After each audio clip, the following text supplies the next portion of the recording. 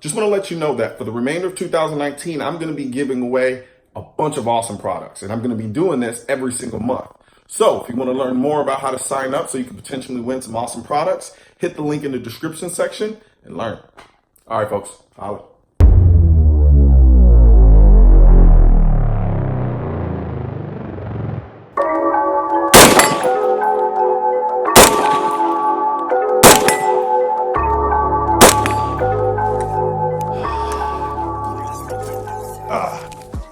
Oh, what's going on, folks? Coley Noir here. And I've actually been wanting to do this rifle for a while now, but it actually isn't a rifle, it's a pistol. What you're looking at is the Salient Arms gray pistol. For those who are a little confused, because this thing actually looks like a rifle, we call it a pistol because it has the S&B tactical brace and 11-inch barrel. And so technically it's a pistol, but for all intents and purposes, this is the Salient gray rifle. I've been really looking forward to this one. When I first saw the gray rifle come out, I was really excited because I had the previous Tier 1 rifle that they had, and it was phenomenal. One of the flattest shooting rifles that I've ever shot. And I'll probably put a link to that video somewhere in this video. But that being said, I have it. It's been a minute, but yeah, this is the first time shooting the Salient Arms gray pistol.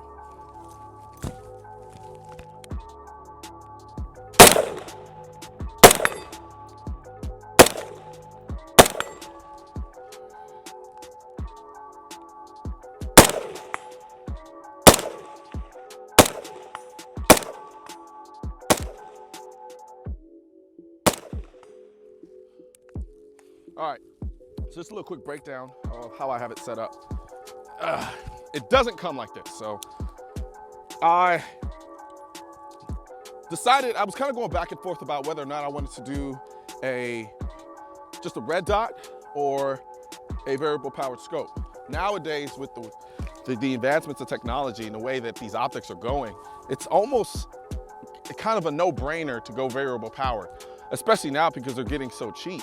This one here is a Trijicon 1:4, and we're talking a true one. It's not like this weird kind of 1.5 or anything like that. It's a true 1:4, and I'm running it on this Kinetic Development mount. These are by far one of my favorite mounts.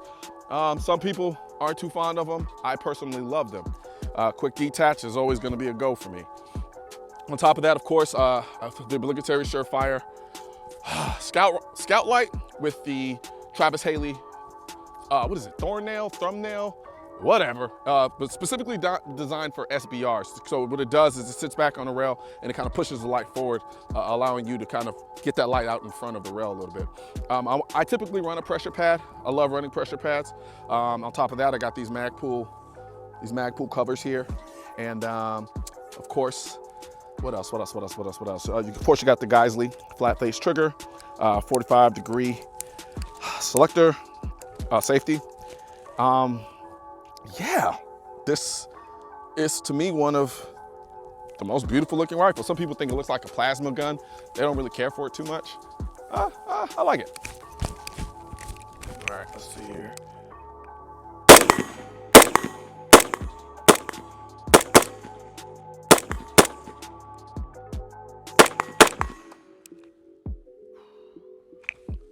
So, I also debated about whether or not I wanted to go with a flash hider or a comp. Anybody who shot a gun that's 11 inches with a comp knows that it is mind-numbingly loud, like to the point where you really honestly don't want to shoot it anymore, especially indoors. Not saying that this makes it considerably more quiet, but it is noticeable that it's a lot more quiet than if I had put a comp on it. So I decided to go with the Silencer Co. flash hider, and later on in the video, I'll go ahead and shoot it suppressed as well. But right now, one of the things that I noticed is that this rifle balances incredibly well. Coming up on target seems really intuitive. And the recoil is honestly is very linear as well, straight back. So I'm not really fighting to keep it on target.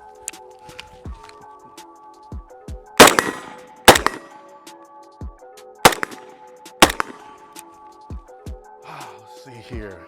God damn, I like this thing.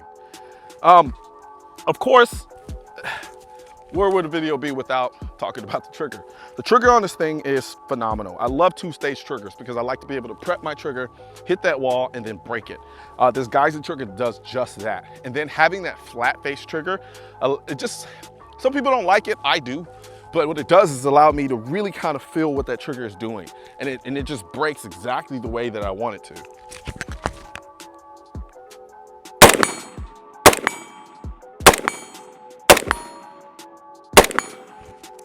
This thing is it's just awesome. It's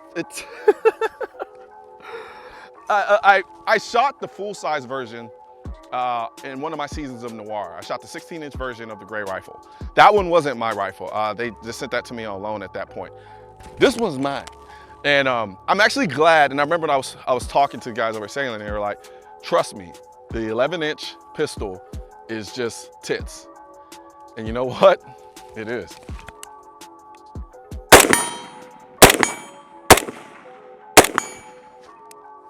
Man, it could very well just be the fact that it's 11.5, because I think 11.5 or 11 inches balances really well. It's a lot like the 14.5 as well. That's why I love the 14.5, because it's just a perfect balance. And for a lot of people that don't really understand the importance of balance when it comes to a rifle, you can have a ton of shit on your rifle and it'll be technically a heavy rifle, but the actual experience of shooting the rifle won't be heavy because it's balanced. If you can get the balance right, and by balance meaning, if you can get that weight right over this magazine well, it's awesome. Like one of the issues that I have, for instance, with my SBR HKMR 556 is I went with the slimline barrel, with slimline stock. And with that slimline stock, the slimline stock does make the gun lighter. The problem is that gun has a heavy barrel, thus throwing the balance of the rifle off. So even though it's lighter, part of me wants to go back to the regular size stock to add that weight to it, because quite frankly, it throws the balance off and it feels heavier than the gun really is.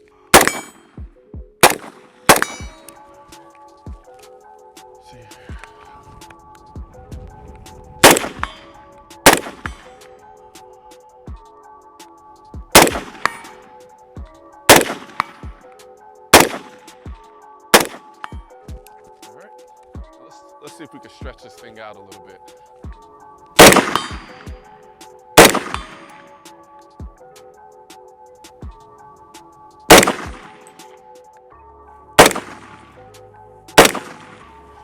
All right, let's go ahead and suppress this bad boy.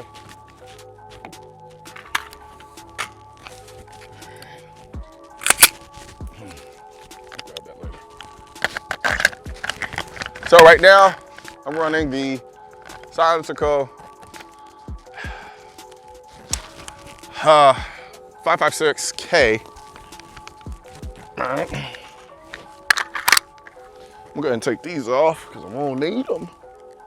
Let's see what we got here.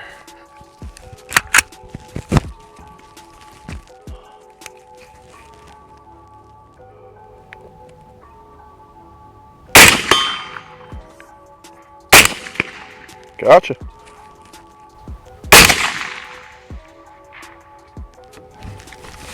All right. Hey.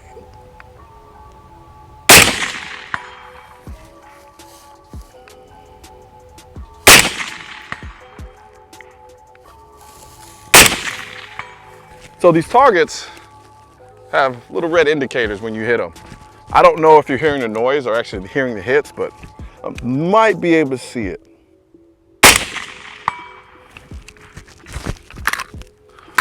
All right, I got one more round, and I guess I'll freehand this. All right.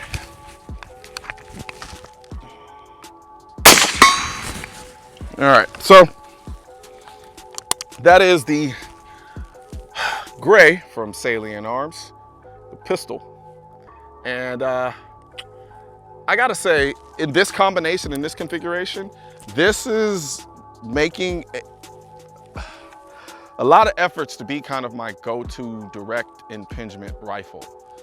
And the reason why I make such a specific designation as far as it being DI is because I'm always looking for random, I'm gonna say random, but I'm always looking for different uses and purposes for my firearm.